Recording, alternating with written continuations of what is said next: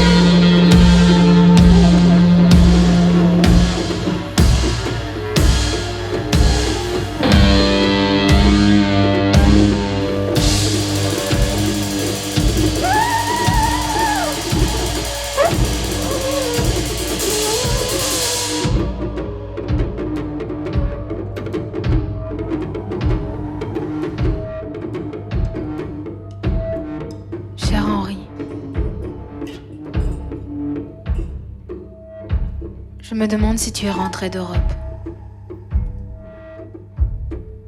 Ta lettre de France paraissait si triste, si pleine de déception.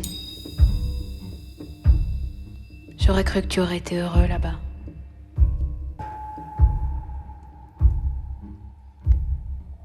J'ai dû ressortir certains journaux et le Henri qui en a émergé est merveilleux. C'est vraiment un portrait si vivant, si quotidien, que cela masque complètement l'aspect sombre de la relation et sa désintégration.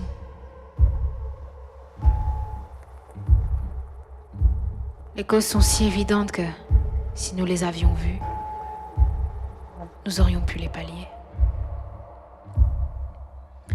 Au moins je te vois sans la moindre déformation, et pour la première fois, cela me permet de ne pas t'écrire avec cette affectation qui venait d'un durcissement de ma vision personnelle.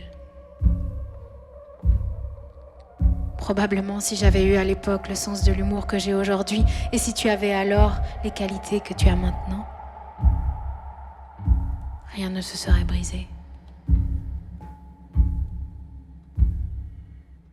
J'ai énormément changé. J'ai commencé à ouvrir le journal pour le faire lire et à me rendre compte que c'est mon œuvre majeure. et à chercher à résoudre les problèmes humains que poserait sa publication.